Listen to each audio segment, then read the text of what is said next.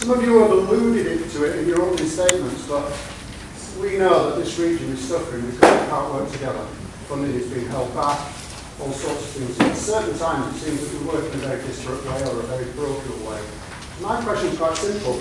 Depending on what powers you get as mayor, I gather that's not going to be decided until after the election, which is a fine example of democracy in action. What plan do you have to actually bring the local authorities together in particular? How are you going to make it happen? And how can we as a business community help you? Okay, very good. Thank you very much indeed. I should have said at the start that we've randomly allocated candidates to respond first or last. So in some questions, candidates will answer first, sometimes they'll answer last, sometimes they'll answer in between. So there's a randomisation so that everybody will get a chance to respond. And the first response to that question is from Hannah. Hannah, how do you get the local authorities, how do you actually get them to come together and work together? I mean, this is clearly a deep-seated and long-standing problem here in South Yorkshire. And I do wonder if we've got to the point where we actually need to bring in some sort of independent mediation to this situation. And I do mean genuinely independent, not someone who's already invested in some part of the Sheffield City Region. Obviously, for me, having the backing of the business community across South Yorkshire is absolutely vital. My family own a manufacturing business in Sheffield, so really we are already part of that business community, and I understand that the community is very clear that the way to increase the economic growth and prosperity of this region is to secure the best possible devolution deal and move forwards together and collaboratively. Now I can bring a little bit of perspective into this situation, so like some of our candidates who may have never lived outside of South Yorkshire, I can claim otherwise. So I've lived in Leeds, I've lived in Manchester, and I've seen how some of those other areas are able to thrive and prosper in a way that sometimes feels like South Yorkshire is lagging behind. And what I know is that you don't have to dim anyone else's light in order to make your own shine brighter. So the success of Sheffield is not dependent on Barnsley and Rotherham and Doncaster not being successful. The whole of the region needs to work together, and the more successful each part of that region is, the more successful the other parts are as well. So I would like to be a very collaborative mayor, help us work together. Great, thank you very much. Ian, how do you get the local authorities to work together? Well, the first thing I would do is to reinstate the South Yorkshire Forum, which I used to sit on some time ago when I was around. And that was a vehicle that brought together business folks and community leaders in a way that we've got that dialogue going. And that's what we need to do. We need to reinstate all that dialogue. I think the other thing I'd do is communicate with the other authorities, particularly Barnsley and Doncaster, that there's this deal on the table at the moment. And if they sign up for it, it starts to flow funds into South Yorkshire. We're not ruling out a Yorkshire-wide deal, but this is the deal that's on the table at the moment. And so I think just having those one-to-one discussions with them to say, look, give us a go, give us a start, this is the deal for now, let's get going for the benefit of all of us. Okay, great, thank you very much. Ron? I think the problem at the moment is personalities, and I think we have 4 character leaders who are used to being very secure in their position. So there's no threat to them from being outvoted on the council. And I think that leads to a certain fiefdom mentality where they're only looking after their area because they know that they'll get in next time, whatever happens. So for me, one of the main things for me is opening up the authority so that people can see what's going on. So at the moment, people hear that Julie Dawes fallen out with Ross Jones. If they saw that in front of their eyes on the computer webcast, it would shame these people into working together. That's the way I see it, because it's just unacceptable. Yeah, very good. Sorry. You finished? No, I thought we yeah, so that's, for me, that's why it's so important that the Mayor of South Yorkshire, the chair of that authority, is not from the Labour Party, because if it is, same thing will happen, no difference, things will go on behind closed doors, decisions will be made, and South Yorkshire will suffer. Okay, very good. Mick? Yeah, well, I have seen fallout from the very house because I'm pretty sure I'm the only candidate who's ever been to a combined authority meeting. Is that right? Yeah. So, like, I know what actually goes on down there. And it is like, the situation we've got into is making us a laughing stock, and like saying, you know, electing a mayor and we're not sure of what the powers are and everything. And all this idea that, you know, various Labour MPs and stuff are going to come in and mediate. Where have they been for the last 3 years? You know, when it's been falling apart and left us in this situation. What we need, and what you need especially as business people, is know where you're going, have stability, have a vision of what's happening. If I get elected, you know, the other parties, there's nuance to the policy, and there's, oh, we could go with this, and, you know, we're going to talk about that. We're clear where we want to get to. We want to get to an all Yorkshire deal. That's it, right? And we've also said that the best value for money and fairest, and the thing where we'll get most prosperity for Yorkshire, is to have an assembly similar to Scotland. That's where we're at. That's our vision. If I'm elected, there's no doubt about that, and we can all get on board together and move on. And like, then if the Labour people, like, you know, the head of the combined authority at the moment, Chris Reed, scraped in third place in Wickersley on about 1,100 votes. If he wants to stand up and say, no, I'm speaking for my people of Rotherham, then we'll be able to say, no, you're not. And we'll take it to the people, and we've no need to have a referendum. We can do things like, you know, sortation, we can have citizens' juries, we can find out what the people really think, because we believe we've got the strongest argument, and we'll take it to the people, whereas the other parties seem to be hiding behind this thing, and Rob's absolutely right about this fiefdom mentality. They've got used to this, like, you know, this is what's on the table. They're like Mr. Carson in Downton Abbey. They've got like Westminster Dole stuff out, and they come back to the bit in the kitchen. The people are downstairs and say, oh look, it's not our fault that it's cuts. Trust us, trust us. Okay, thank you very much. Mick, Dan, how do you bring them together? How do you get them to work together? So the truth of the matter is that the disagreement that exists between the four leaders predates any debate about devolution. It's much deeper than that. The other truth is that we are falling behind. We're falling behind other parts of the country who've been much better at getting their act together and drawing down money and powers to use to support their local economies and people who live there. I don't think this is about mediation. What it's about is leadership. It's about electing a mayor who's got the credibility and the clout to work closely with the four leaders of the local authorities and demonstrate to them that it is in our shared interest to reach an agreement, a good agreement amongst ourselves that we can take to national government and get on with the business of drawing down money and powers. I go back to the point I made in my opening remarks. Who do you trust to do that? Who do you think has got the credibility? Who's got the clout to get the leaders around the table? If I'm elected as your mayor 2 weeks today, on the Tuesday, when the mayor takes office, I will meet with all four of the leaders, and later that week I will meet with Sajid Javid, and we will plot a course that moves us forward in South Yorkshire, moves us forward in terms of actually drawing down the maximum amount of money and the maximum amount of powers. And I'll be very clear about what I do with those money, that money and those powers. My manifesto yesterday is called A Cooperative Community, and the essence of it is bringing those four leaders together, and I believe that I'm best placed to do that. Great, thank you very much. Now, Naveen, what would you do? How do you bring them together? Well, right from the start, I think I would be seen to be a person that comes to the table without any preconceived notions. I will not be biased one way or the other, because I'm not a politician. I am a person that has always been based making my decisions on evidence and facts rather than ideology, dogma, or tribalism. So I believe when I come to the table with those sort of credentials behind me, I will also then build on trust. Getting the four leaders to trust me with impartiality, transparency in everything that we do, I think it's going to get the people around me to cooperate and find a way forward. I'm not too sure about using words like Dan has just used, like clout and things like that. That's almost like saying that we're going to wield power.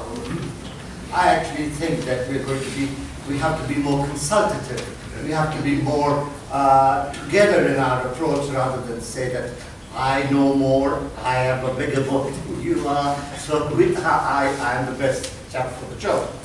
And as far as negotiations, because we are moving forward in those negotiations are concerned, I have been used to very big negotiations on a large scale in acquisitions and mergers activities that are actually quite confrontational at times.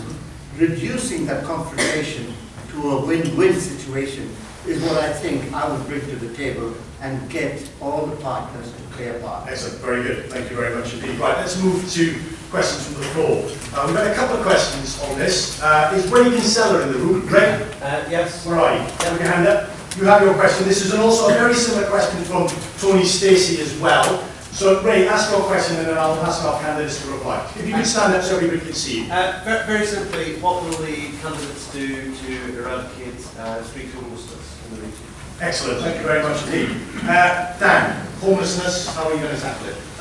I think it's completely unacceptable in 2018 that anybody should be homeless. We've seen a 169% rise in lost sleeping, a staggering 250% rise in the number of people living in bed and breakfast accommodation since 2010. That's simply acceptable.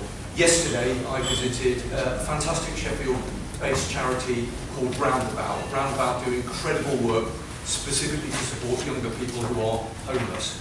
I've been very clear in my manifesto that there are a number of things that I will do.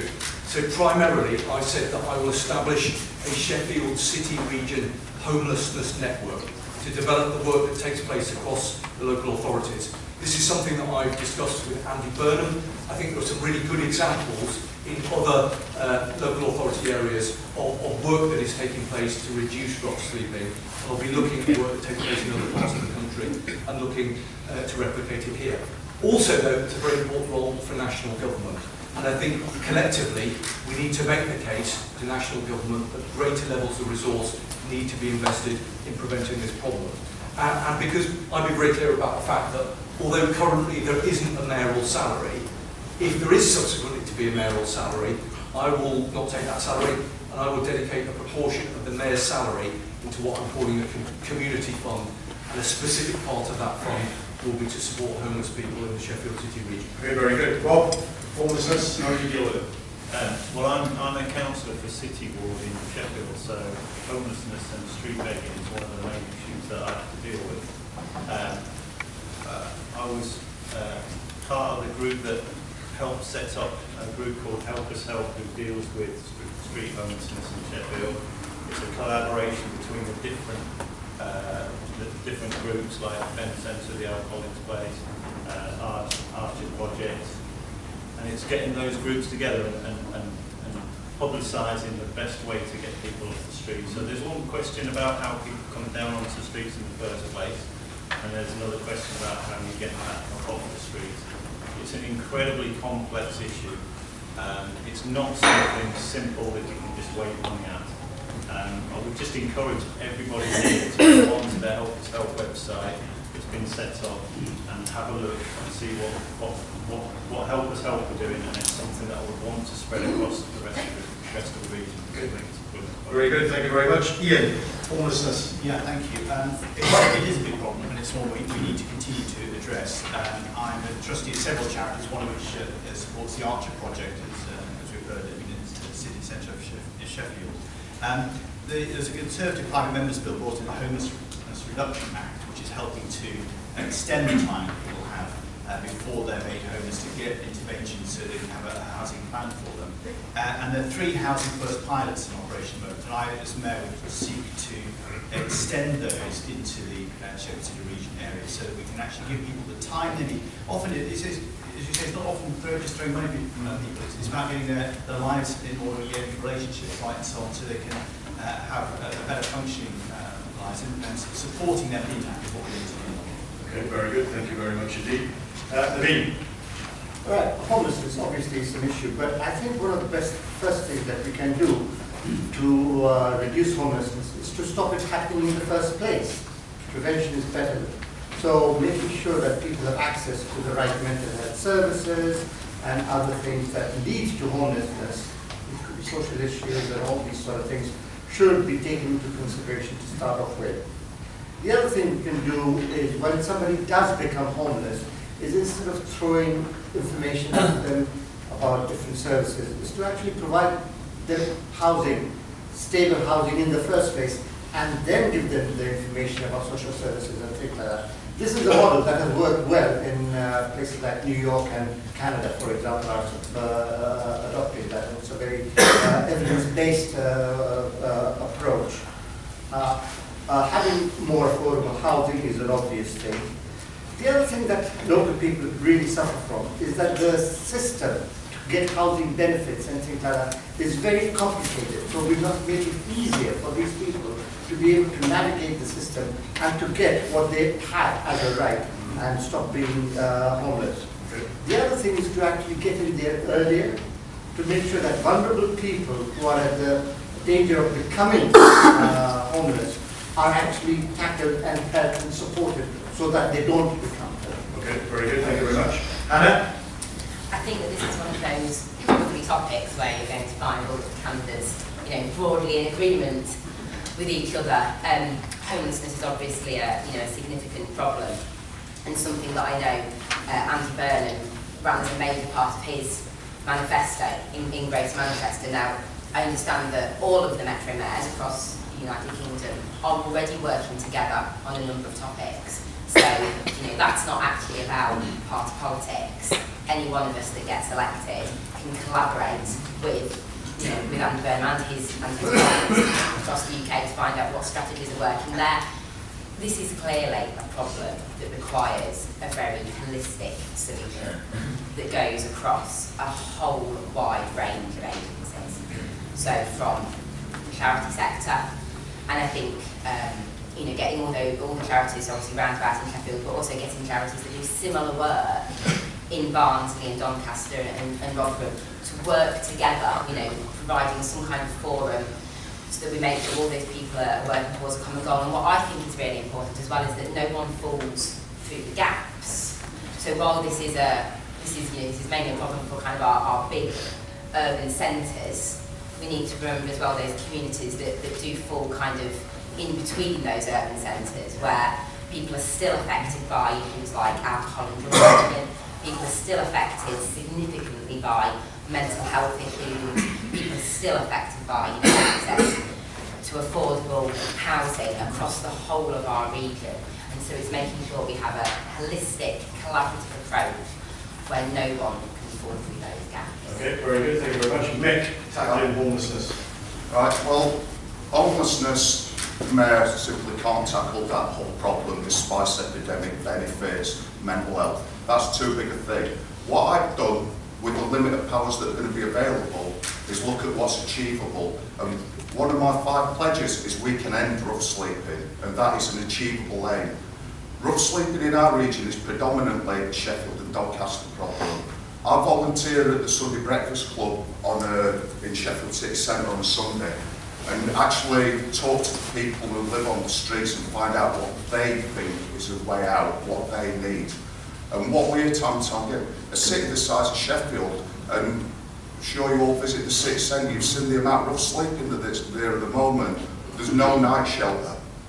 That is astounding. That is something the mayor can do almost instantly, right? And even if we don't get any budget and any powers and any salary, the mayor will be able to go around and raise this as an issue and get a premises somewhere and get people together. Because the great problem, well, not the great problem, there's many problems causing homelessness, but one of the problems we've got is there's so many charities now are operating who've got their own little pot of money, and any collaboration between them sees them lose their position and lose their pot of money.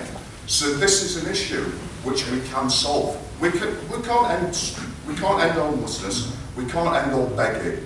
That's too big a thing for one person or one authority to do in the short term. But in the short term, we can end rough sleeping. And in the medium term, if you look up at Ely City Farm, where there's like a fantastic Sheffield firm got a model of an eco house where they can produce an house that's environmentally friendly for, I think it's 39,000 quid, right? Why can't we get some of them, invest in this Sheffield company that's innovating, build an estate of them and say, look, this is what we've got here, and like show the rest of the world. And I don't mean the rest of Britain, Manchester, Leeds, the rest of the world saying, look what we're doing. And people who it's appropriate to put them in council accommodation can go straight there. But people who need a little more support to raise the issue, why don't, instead of tents, why don't we build it with houses? We've got enough land, we've got people who've got the sort of ingenuity to do it. Okay, very good, thank you very much. We're going to move on to two related questions. I'm going to ask, if they're both in the room, to ask their question. If I may be bold to our candidates, I'd encourage you not to describe the problem, in a sense when you respond, tell us what you're going to do. Right? So the question expresses the problem, answer the question in terms of what you would do, rather than re-describe the problem in your own words. Is Catherine Rogerson in the room? Where's Catherine? Ask your question, and is Matt Davis in the room? Where's Matt? Right, so you two ask your questions. These are both, give you a heads up, these are both questions related to buses. Okay? Big issue in this part of the world. Catherine, away you go. When I started living in Thirdland 25 years ago, we enjoyed hourly bus services into both Sheffield and Barnsley. Over the years, the number of buses has decreased, and we now have just one direct bus into Sheffield today. It's almost impossible to hold a job, to live in Sheffield and hold a job and then have a car. And this really badly affects young people. So I'd like the candidates to tell me, how do you propose to drastically improve public transport, please? Okay, very good. Matt, where are you? Stand up, Matt. Okay. Ask your question. Very briefly, because I've been told to describe the problem. Bus passenger is in decline. Congestion is causing that. Even in London, it's in decline. Where the system has a £1 billion annual deficit. But buses are vital to the economy, as we've just heard. So what will the candidates do to combat congestion? And if taking control of buses is part of that, is that wise with a considerable revenue risk, or are they willing to explore partnership? Excellent. Okay, so buses is a big issue. We've got two elements to that. One is access, in the sense of what Catherine's saying. Rural areas, seeing services going into those areas frequently declining. And we've got issues around congestion and the question about whether you would work with the bus providers or seek other means. And I'm going to go to Ian. Thank you. Well, yes, of course, I would, of course, work with bus providers, and transport is a big issue. I met with the Chief Executive of Transport for North a couple of days ago, Barry White, and we spoke about buses and indeed HS2 and rail links. But buses, as you say, are the greatest driver for social mobility, because they, people, if their kids going to school or going to work, they need buses. So we actually need to work. And what I'd like to do is to introduce an integrated ticketing system to get the things more efficient. We need to get more people on the buses. They need to be more environmentally friendly, and that might need some support from the local mayoral budget to ensure that we can actually get buses environmentally friendly. Then we need to ensure that there's streamlined journeys. We've got more bus gates, more bus lanes, so it becomes the norm that people can go on the buses. That's what we need to do, drive that. Okay, so ticketed and dedicated bus lanes is a way to deal with that question. Mick? Yeah, for me ticketing's like the major thing. We're like my local bus stop, 3 bus company, there's 3 buses, 3 different bus companies, none of them take each other's tickets. They all like, I live in Rotherham, my bus into town, there's 2 buses run the same route, they run it within like less than 5 minutes of each other, and then there's a long wait. They both charge different prices. That just make it easier for people to use buses. On congestion, a longer term thing, we need to have control of what we're spending our money on. I mean, at the moment, there's the tram train being built towards Rotherham. I mean, you probably heard about it about 5-6 years ago. I think it's 3 years overdue now. It were originally supposed to be £13.5 million. It's currently 75 million quid, I think, and maybe going to be ready at the end of the year. And it runs not necessarily on a place that's going to help a great deal, because we've already got sort of the X1, the X78, I can get the X7, there's the X13. So, we built a £23 million road to run the X1 across. So it's joined up thinking, and the reason that all that money's been spent on a tram train thing is because it was a Westminster idea, not our idea. So it's a Westminster trial, and I assume that the result of that trial is going to be we're not going to extend the tram anymore. Okay, thank you very much. Hannah, So by all means pick up, and reiterate, secondary and congestion coverage. And that's the question that Catherine's asking. Ticketing drives ridership. It's not to do with coverage, right? So answer that question if you would. Believe me, I know all about Good. all about bus coverage. I live on the outskirts of Penistone, and bus provision to those rural areas has declined to the point of being useless.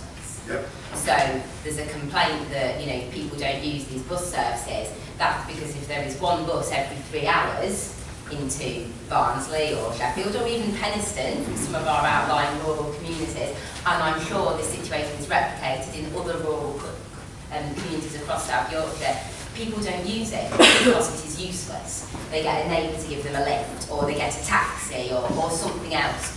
So I guess, possibly slightly paradoxically, if we increase bus coverage, we therefore drive usership up, because the buses are then actually useful. We need to put buses in place that get people to where they want to go at a time they want to get there. Having 2 buses running from the same stop within 5 minutes of each other and then nothing for an hour, that's ridiculous. Let's have one bus every half an hour. That's just surely common sense. And that is, I know as well, there's a lot of issue with cross-boundary issues. So again, I live somewhere, we live under Barnsley Authority, but we have a Sheffield postcode, and travelling across that council boundary is nigh on impossible, because it's a council boundary. That's ridiculous. Lots of people in my community work in Sheffield, as many as work in Barnsley. That's why the mayoral role is so useful, because it allows someone to be above those council boundaries and look at an integrated system that works across the whole county. Okay, very good. Dan? We're not as well served as we should be when it comes to public transport in South Yorkshire. That's partly because we haven't got the working agreement between the local authorities, and I think there are some things that I want to do in terms of the South Yorkshire Passenger Transport Executive. But there are also very important national issues. So we get only a tenth of the infrastructure spend coming into South Yorkshire as more affluent parts of the country, such as London and South East get. So we need a mayor who can argue for that greater investment from national government.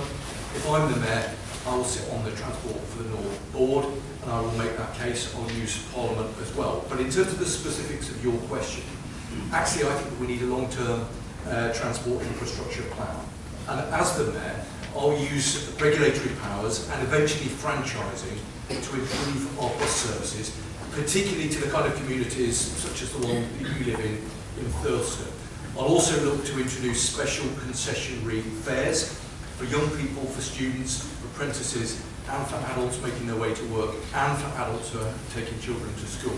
I also like the point about the integrated ticketing system. So this is partly about national infrastructure spend that comes into South Yorkshire, but it's also about what we can do amongst ourselves, working collaboratively with the South Yorkshire Passenger Transport Executive and the 4 local authorities. Okay, very good. Naveen, drive up ridership, improve coverage. What are you going to do? Well, one of the first things is that we've got to immediately start looking in detail what sort of powers we have with the recently introduced Bus Services Act of 2017. That certainly gives us the opportunities of looking at, for example, the enhanced partnerships, which are going to give us the opportunity to have really good franchises that work for everybody. We also need to make sure that there is good information available to the public on how best they can use the services. There's no point in me repeating some of the points that have already been said by candidates, that's obvious. But one of the things we could also do is make as far as congestion is concerned, make more cycle-friendly cities. Liaising with highways agencies and reducing bottlenecks, and basically working to make sure that the customer experience is much more affordable and something that people can actually look forward to. Okay, very good. Thank you very much. Rob, ridership and coverage. Yeah, so I've been Cardi's transport spokesperson for over 10 years, and regulation of the bus service is one of the campaigns that I started all those 10 years ago. I was instrumental in budget change with the council when we held the balance of power that brought in the bus service on Christmas Boxing Day and New Year's Day, and from Sheffield, and it's now spread out to Rotherham as well. So I've got experience in this, and I know what we want. Franchising is absolutely necessary. I think what we need for greater coverage is cross-subsidy of routes. That can't happen at the moment. The bus companies run the profitable routes, and then they ask for subsidy from the PTE for the others. If you have cross-subsidy, you package those routes up together, so you put the profitable routes in with the unprofitable routes, and then you get a deal where you can run both sets from one company. Yeah. Okay, no, that's So fine. it's basically franchising. We've tried bus partnerships time and time again, different bus partnerships. Unless we play tough with the bus companies and look for the long-term view, because obviously they're looking at their bottom line for next year and the year after, and we have to look at the future of the bus service for the whole of South Yorkshire. Okay. The future. Very good. We also have questions around HS2 and the future. I apologise for those who submitted, but we need to move on to business and enterprise. Questions around that. Is Richard Shaw in the room? Richard? Yes, if you could stand up, Richard, and ask your question. Yes, my question actually covers all three things on the agenda today. And that's just quite a long question, but it's one of Not too long, I hope. Andrew's request for brevity, I'll paraphrase. Can I ask the panel what they will do within the region to maximise the impact of the city region within the wider Northern Powerhouse and to maximise the influence on the international stage? How do you raise the profile? How do you make this place more prominent with international investors and in the context of the Northern Powerhouse when you have the likes of Greater Manchester and Al doing their thing? Rob, what would you do? Well, I think one of the major problems South Yorkshire has is the public image. And most of the bad publicity that comes to South Yorkshire is down to the local councils. So we've had Donegate, we've had the Rotherham sex scandal, and we've had PFID in Sheffield. National news that's all bad publicity for this region. So this is where we started talking about local government. We have to show the rest of the country and the rest of the world that things are changing in Sheffield and South Yorkshire and the City region. So the only way you can do that is to vote someone who isn't a Labour mayor. If people see a Labour mayor, it will be business as usual. The public image will be the same. There's nothing to change it. What you need is an alternative. If you voted me for mayor, there would be a massive change in the country about the way they use the city region. When we're talking about sustainable businesses and low carbon technology in the region is one of our priorities. If you elected me as mayor, everybody would see that. Companies that are working on those things will be coming into the Sheffield City region because they know they could work with the mayor. Okay, very good. Thank you very much. Dan, profile? In terms of profile, we need somebody who can raise our profile, who can develop our brand and sell it to an internal market here in South Yorkshire, but also externally to the rest of the country and the wider world. I've committed in my manifesto to working with Welcome to Yorkshire to develop our brand and think about how we project it around the world. And I think actually that provides a very exciting opportunity, because the reality is that we tend here in South Yorkshire to focus on the challenges. I'm actually very positive and very proud of South Yorkshire. I think it is a great place to live, it's a great place to invest, it's a great place to bring up your family. But all of us collectively have a responsibility to go out and be ambassadors. And I think that I can do that very effectively, internally within South Yorkshire, but also externally as well. A couple of other points I just make very quickly. We are about to put forward, we as in Sheffield City Council are about to put a bid to bring the national headquarters of Channel 4 here to South Yorkshire. I think that provides a fantastic opportunity that I hope everybody could get behind in bringing a major national creative and digital organisation to our region, and the potential benefits of that are huge. I've also committed myself to saying that if I'm the mayor, I will put forward a city region of culture bid. And if you look around the country, look at the way in which culture and the creative economy has transformed other towns and cities. And I think we've got a really strong, vibrant, bold, cultural and creative offer. And we need to draw that together and we need to market it to the world, and I'll be committed to doing that. Great, thank you very much. Naveen, raising the profile with investors and with government and other outside interests, what would you do? The first thing I'd do is, when laying the foundations for our region, our USP would be that we would be visionary and forward-looking. This is a very fast-changing world, and investors and businesses have to cope with that. Unless we take on such visions that they are taking on, then we will be not participating over there. Things like AI, robotics, and global environment challenges, all these things are going to be affecting the future paradigms that we work in. And our partners, our new partners that we want to work with, they will be dealing with these issues. They will be looking for people who are dealing with these issues. So we need to be looking much more forward than just doing business tomorrow. We ought to look at globalization with a different view. We ought not be looking at it as just a big marketplace to be able to sell our goods to. We ought to be looking at ourselves as part of a global society where we have got a vision about what the morals and ethics and values of a future society are going to be. For example, there are going to be lots more, not just traditional job losses, but job losses in general. These have got major implications for us. And unless we tackle those issues and seem to be tackling those issues, understanding them, then we will not be engaging with the people who are. Okay, very good. Mick, raising the profile of the place. Yeah, we're not, you won't be surprised when I say I think the strongest brand we've got is Yorkshire, and it's a worldwide brand, and that's the future. However, like, we're talking about what the mayor can do, and like, there's a lot of other things about, you know, what we could possibly do and how we can encourage this culture. A concrete thing that we could do that could raise this city's profile, because I'm talking about Sheffield now, not the wider region. We're in Sheffield now, right? The home of football, the place where, like, the Udall Cup, the oldest football club in the world, right? Sheffield FC don't play in Sheffield anymore, right? You know, if we played if football had been invented in London, they'd have a massive gold stadium in Trafalgar Square, not Nelson's House. You know, they're throwing money towards it, like, and stirring it up. We've got this great asset. The world is football mad, and they're playing like next to a pub in Thronfield.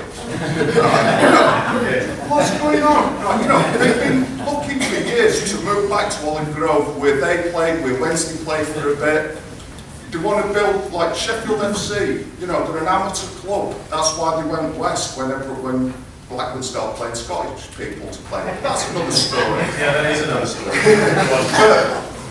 Sheffield FC, you know, they're an organisation committed to, like, the heritage of the game, and also about combating racism and sexism and bringing people together. They're an example of what our city should be shouting from the rooftops about, and showing this is the New Yorkshire, not the, like, nasty Britain who's voted to leave Europe. This is the New Yorkshire. This is us. We're welcoming. We're inclusive, and they want to build a place that's a living museum. There's an heritage centre that will bring tourists in, certainly, but it'll be a symbol of the city as well. And rather than that dead play spot they've got in Urbis in Manchester now, where you just press a few buttons and someone tells you a story, there'll be teams playing there, the women's team playing there, the youth teams. Look, there'll be a facility for local people to train. This is sort of like, at the moment, they're touting around for money and they're looking to Qatar. All right, Mick. Well, we should do it. Very good. Hannah. I'm not even going to try to compete with Mick in terms of football-based knowledge, so definitely not going to go there. But I think, you know, I do think, you know, as someone that owns a business in South Yorkshire and Sheffield, that Sheffield has developed a reputation for being rather inward-looking, rather aggressive, and I think that we need to flip that. This needs to become a more outward-looking, open, collaborative and welcoming region. You know, the Liberal Democrats have got a long history of being internationalist and, you know, and open and outward looking. So obviously that's something I'm really keen to bring to the table. But something specific that we want to do here in South Yorkshire is develop a small business growth hub. So we've already attracted some really big business to South Yorkshire on the advanced manufacturing parts. We've got some big names there like Boeing. In terms of the digital sector, you know, really fantastic, the bid for Channel 4 and being instrumental in securing that, is going to be a key role. What we know is that it's actually very hard for small and new businesses in the region to grow into medium and large businesses. And what we want to do is set up a growth hub whereby we pull on the expertise and resources and research of the advanced manufacturing research part. We pull on all of the knowledge in our academic centres. We widen that out across different sectors, so not just manufacturing, which we have a good history of, but digital and communications, which are obviously the future of a lot of industry in the region, and also across other sectors as well. And we provide support to small businesses. So that way we're not just attracting the big business into the region, but we're also making South Yorkshire a place where new businesses know they're going to get support to grow. And the reason that growth is so important is because bigger businesses have bigger workforces, that creates opportunities for young people and all people across South Yorkshire, and also it supports wage growth. So the bigger, more profitable businesses are likely to pay better wages. Wage growth is obviously good for building those opportunities too. Thank you very much indeed, Hannah. Ian, what would you do to raise the profile, attract investment, compete with your neighbours? Well, I think it's very important we focus on the positives, and as many of the candidates here have, there are lots of positives in this region. But I think there are two main points we need to do. One is we need to make this a more attractive place for people to invest in, which means we need to get the connectivity better, we need to get the skills and training improved, which we'll come on to later probably this morning. But I use my mayoral authority to help with setting up business parks or infrastructure areas where businesses can invest. In terms of getting the messages out there, 14% growth in exports in South Yorkshire this last year.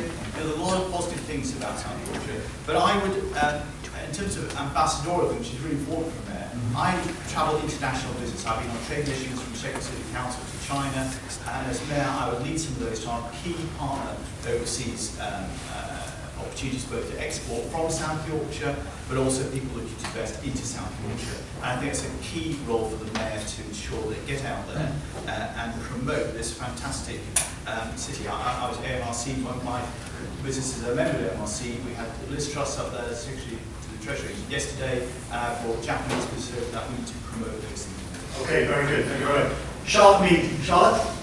You in the room? Yes. Right, there we go. Ask your question. Hi, I'm from the Women's Equality Party, and I'd like to ask what you would do as City Mayor to close the gender pay gap, and how you would ensure that the economy works for all genders.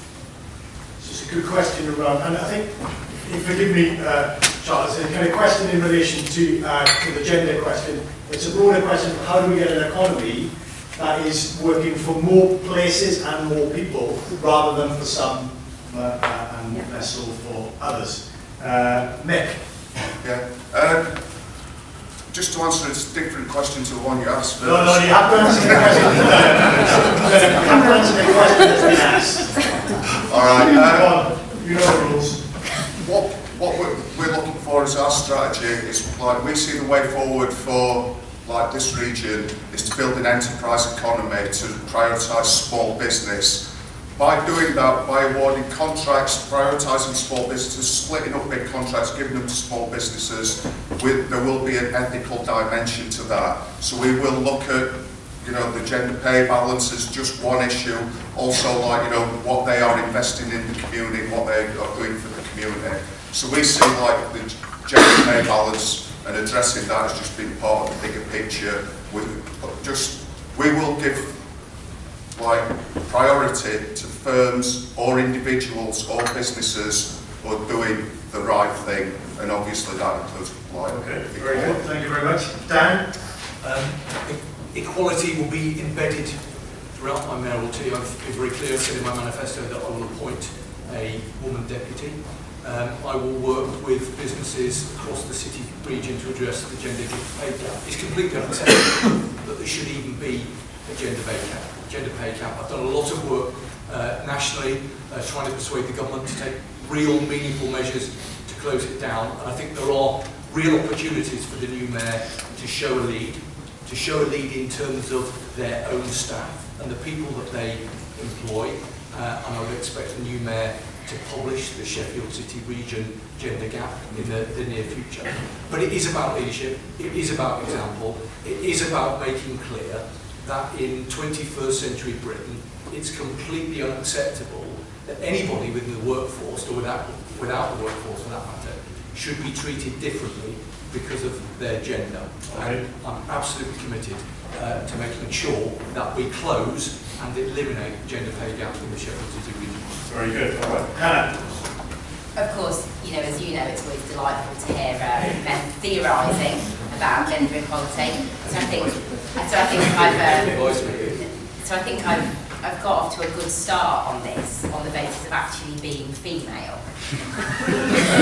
Okay, so that's an advantage for certain. What are you going to do? Okay, so in terms of modelling this behaviour, being up here, putting myself forward for this role, is actually modelling to women that there are opportunities, senior political roles, senior jobs in companies that are available and open to all. Okay, we've not got a very equal panel up here, and I think it would be really nice to see that change in terms of, it is a lot better actually in terms of, if you look at that, the combined authority cabinet, we've got 2 female council leaders, 2 male council leaders, female male, just tipped that really nicely, I think.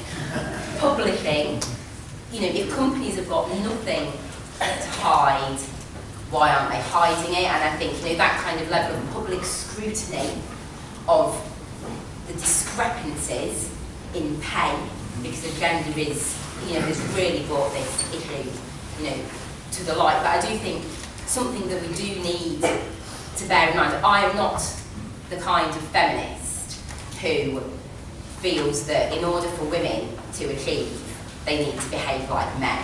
For me, that is not actually advancing gender equality. I am a mum first and foremost. That has always been the most important job in my life, and what I would encourage and model and facilitate amongst my staff are family-friendly working policies. We've had, I'm sure lots of you in this room have had, I hope lots of you in this room have had, all that snow we've had over recent weeks and months has caused absolute chaos to people's ability to balance their home life, with their work life. I would be a mayor who is really for, work-life balance, family-friendly working, and I think that all of those things, putting those kinds of policies and practices in place across the workforce, across industry, actually improves the gender pay gap, because that removes a barrier to women seeking those more senior roles. Very good. Thank you very much. Ian? I think there are 2 things we need to do here. We need to ensure, of course, that legislation enables that women can rise to the full potential, and we're recognising the roles they play, and that's absolutely vital. We ensure that's implemented. But actually, we also change hearts and minds, both for employers and indeed to ensure that more women go into some of the higher skilled areas. So we're talking about engineering and manufacturing, and it's important that we get this. We want to be self-confident in South Yorkshire. We can do this. We want to encourage women that can do this, and ensure that there are no barriers either legislatively or culturally, both in employers and in the region in general. I have 2 daughters. They're both scientists, and my daughter-in-law teaches at a school, and she's encouraging people to really think about science and STEM subjects as a career, and it's really important that we raise people's aspirations, both employers, so they can see the potential and value in women employees to the same extent they do in men. Not always that's not always been the case, but also women as well feel they have the opportunities and are given the opportunities. Okay, great. Thank you very much, Steve. Rob, addressing the gender differences in the pay gap. So my political party is quite well known for equality between the sexes. I think we've had a female MP, we've got a female lord, we've got a female member of the London Assembly. The leader before me in Sheffield was female, so I think we're definitely a party that's happy to push that opportunity to everybody. And I think for me, that's the important bit is that sort of opportunities in the region are not centred on one particular group, whether it's sex, whether it's race, whether it's where you live in the area. So part of my manifesto is to sort of spread the opportunities across everybody in the region, not just individual groups. Thank you very much, Naveen. Coming to late after all these candidates, all the above. Good, excellent. Very good. That's what we like. Anything else? Yes. Don't have to. One of the things is that, again, publishing gender pay reports from companies so that we can name and shame them in the nicest way, of course. Women, unfortunately, during the last government have suffered from a double whammy. The austerity cuts and things like that have affected women the most. Childcare costs, etc., have really caused incredible hardship for women to be able to actually juggle their family finances and the job. So if there is unequal pay, cuts on top means additional problems. The other thing is that we will need to be training at school and college level, business leaders and people who are going to be future leaders to take this on board so that they can then implement these into the future operations. Okay, very good. Thank you very much indeed. So we are rapidly running out of time, but I want to pick up some of the questions. There were other questions in that space.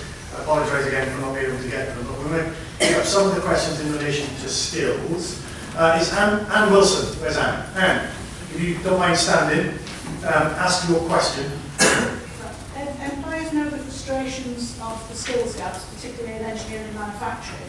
How would our elected mayor deal with this regionally and also to bring closer parity and respect between academic achievement and vocational qualifications in our schools so that all our students reach their destination choice? Very good. Their destination choice. Thank you very much indeed, Anne. So because we're getting short on time, really please don't describe the problem.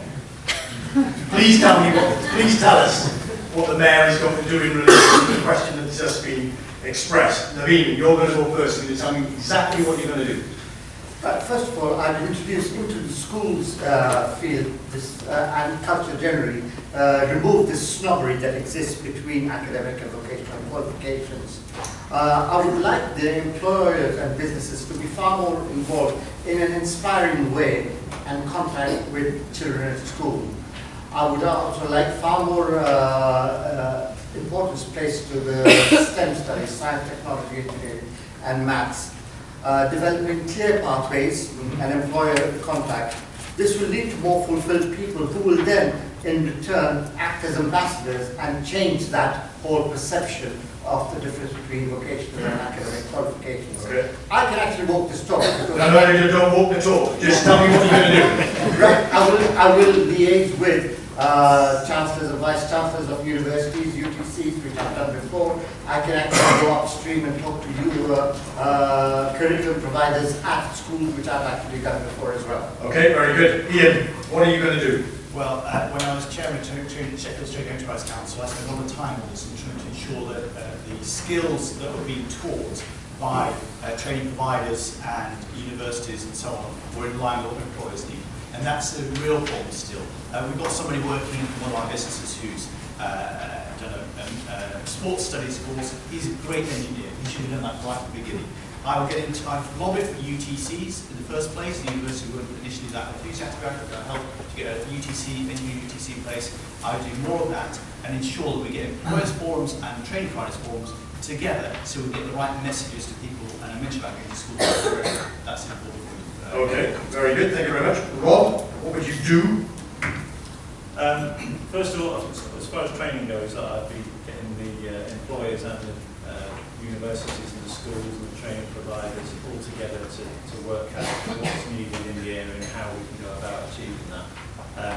As far as sort of promoting vocational as well as academic, I think that's about role models. That's about promoting role models that have started at the bottom and work their way up through the top on vocational things. So I started as a plumber and now run his own business and I'm sat on the stage. So I mean, it can be done and it's something that we should be promoting. Okay, thank you very much. Hannah?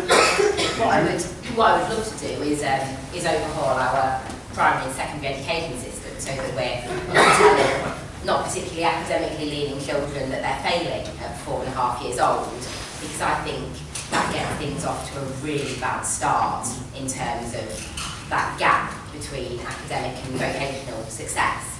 But that's maybe a little above anyone's pay grade. So what practically I would like to do is, and this is around the package, the devolution package we're getting from government. I want to go back to government and secure a devolved skills package that allows us to offer an apprenticeship to every single school leaver. I want further education and apprenticeships to be there as an option on the table, for every single school leaver, and actually not just for every school leaver, also for older people who find themselves out of industry or out of work later in life.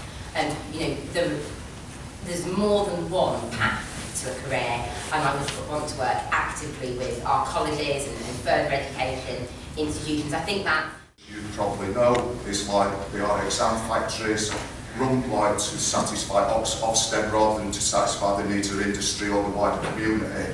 So we need to change that culture. So basically, as the mayor doesn't have the power to intervene so much into schools, if John F. Kennedy were running for mayor of South Yorkshire, he would say, ask not what the school kids of South Yorkshire can do for you, ask what you can do for the school kids of South Yorkshire. Right? You're all people who are in business and you care about your region and you want to help. The teachers are demoralised or getting taught to get everyone a C and not do the job that they love and want to do. They would love to see you come into school. They would happily stay behind for extra sessions like they do with the year 10s and 11s to get through an exam. So what I want to do is encourage people like you, people who care, and people, let's face it, until you've run your own business or been self-employed or been doing stuff like out in the real world, you don't really understand how the world works. So we need people with your experience to get into schools and do sessions, do extracurricular stuff with kids. And as the mayor, I'll be able to facilitate that and champion it. Excellent, thank you very much. Mick, Dan. Specifically what I will do is support and lead the very good work that's already taking place. So I'm leaving here this morning to go and visit the University College Rotherham, which is currently under construction. I'm going from there to meet apprentices in manufacturing business in Doncaster. There's a lot of good work that's taking place, but the reality is there is a skills gap between what we have and what we need. And what I'll also do is very much stand against the notion that you refer to, that somehow an academic route in life is better than a vocational one. The MP for Barnsley Central, I've never believed that, and I'll stand against that notion. Specifically, I'll work with employers, with educators, with the Regional Schools Commissioner to develop a plan which addresses the workforce skills gap that we have here in the region. And I'll also lead my own post-16 education review into how we can make sure that we address that skills gap that undoubtedly we've got. I'll also make sure, when we do reach that consensus amongst the four leaders about the devolution deal, that included within it is the early integrated employment support programme, because we're currently missing out on £5 million of national government funding that we could be investing here in our economy, helping to reskill people and get them back into the workplace. So that's specifically what I will do. Thank you very much indeed. And that brings us to the end of the session. It's 9:30. I apologise, we could go on for much longer. I apologise for those that submitted questions, didn't get a chance to ask them. I'm sure many of you sitting in the room had questions that you wanted to put to their candidates. I apologise for that as well. Time's always against us, but hopefully we've begun to get some sense or get into some of the issues that are affecting the city region economy and will need to be addressed by the mayor during the next few years. I'd like to thank the Sheffield City Region Chambers for working with us to put on the event. I'd like to thank the candidates, and if you can join me with the